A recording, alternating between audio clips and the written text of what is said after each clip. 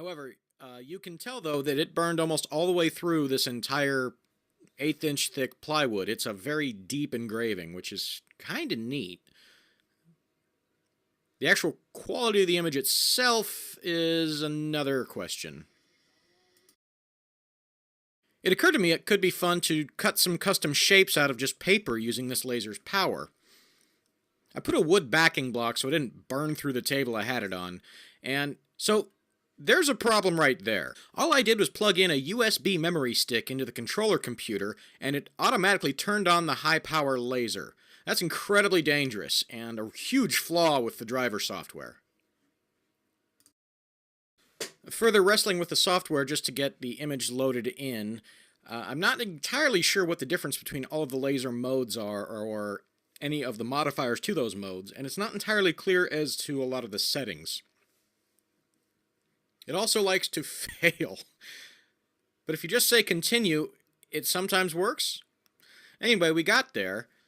I tried adjusting some of the settings. It's a little bit more comprehensive in how the settings seem to work, although I don't know how effective they are on the actual laser. And doing a cutout like this, I actually expected this to go a lot easier than it did. It had a lot of problems with not really hitting the entire image. It seemed to skip parts of it.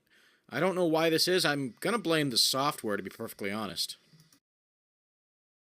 I don't know if it did that intentionally to create retainer tabs so that the part didn't fly out, but it kind of ruins the otherwise really cool cut outline of this custom cut shape.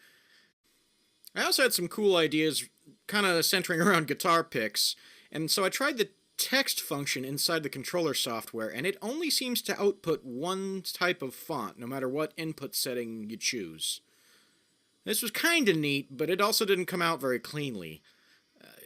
It just kind of looks wonky, like it lost its place a number of times. Another idea I had with this machine was to do laser stippling on plastics, to add texture to plastics using the laser, and some of you may have seen the videos on Facebook and elsewhere of that being done. Short answer, sorta. It could do it. My goodness, the fumes are really, really, really bad, though. Open a window. Again, the text function in this machine is just really weird. But it does cut plastic decently. One of the tricks to get around the program's text flaws is to make text in another program like Photoshop and convert that into a JPEG and then import that and use that for cutting text with the laser. And that works decently on this little pocket knife. Just having some fun with various types of things and what I could laser on.